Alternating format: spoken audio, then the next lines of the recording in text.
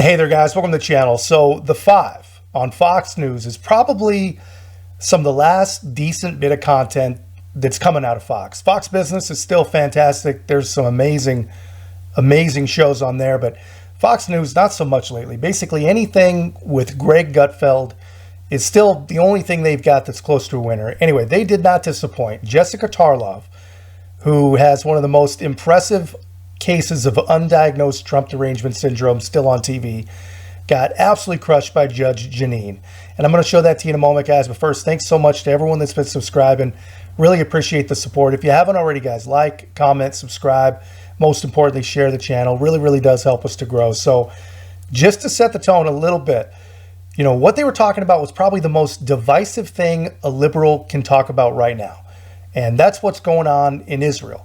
You know, these people, for whatever reason, whether it's anti-Semitism for most of them, you know, probably most of them, or whether it's just their gut reaction to be against anything that a conservative could possibly be for, you know, even, you know, if that is allowing a nation to defend its citizens from radicalized terrorists, if conservatives are for it, they got to be against it. I don't know if that's what's playing here, but anyway, they were talking about pretty important, pretty serious things, the ongoing ceasefire and the hostages that are being returned. And of course, Jessica Tarlov found a way to make this a conversation about how great Joe Biden is and how nothing, anywhere, anytime is his fault, but it is the fault of Donald Trump. And the judge just about lost her damn mind. And I won't say that I'm surprised, because I have spent enough time around the table with you guys to know how you think about this, but it's incomprehensible to me to blame Joe Biden for this. I mean, if you want to talk about a world leader who turned their back on a pressing concern about what's going on in the Middle East, let's talk about Bibi Netanyahu, and that he spent the 8-9 months before this attack happened having to send troops to the other side of the country because he wanted to overhaul the judiciary to keep him in office forever and completely gut their version of the Supreme Court. Over 80% of Israelis have a negative view of him. People in his own administration have taken responsibility, saying we ignored signs, whether it's the report from Egypt or the fact that it will take you a couple years to build up what Hamas has managed to do. So Joe Biden, his standing on the world stage in terms of what world leaders think of him is up, what people in other countries think is up.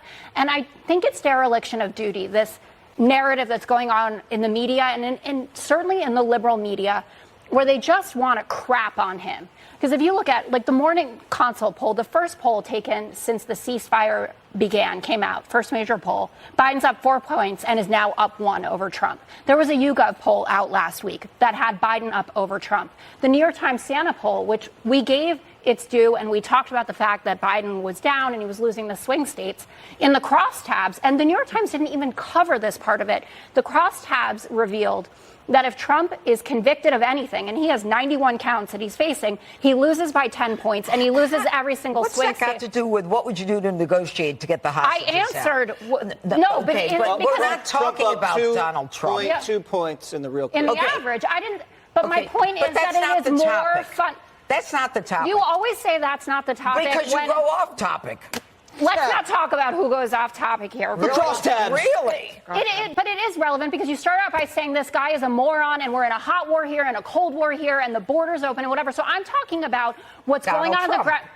No, I'm talking about the general. Jessica, we have not had a zombie apocalypse. Let's just remember that. Yeah. How do you know? Have you seen MSNBC?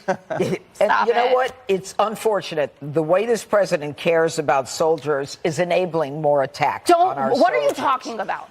I'm talking, and I made a statement. And I coming up, made a statement. Here we go again. Fears of it. Yeah, so you guys see that, man. That is really exactly what TDS really looks like. You know, no matter what the conversation, no matter what the topic, no matter what it's supposed to be about, all roads lead back to Donald Trump. And it's crazy. You know, I have really bad news for these people. These people, they're everywhere, man. They are everywhere.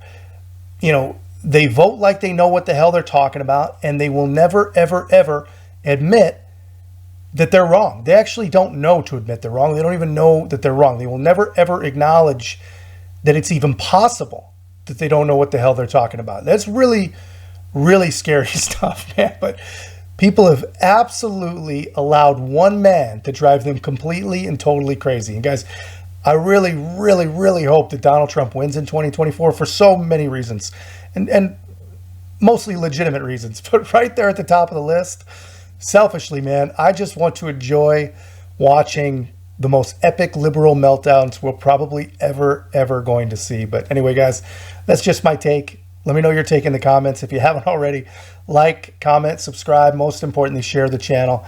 We'll see you in the next one.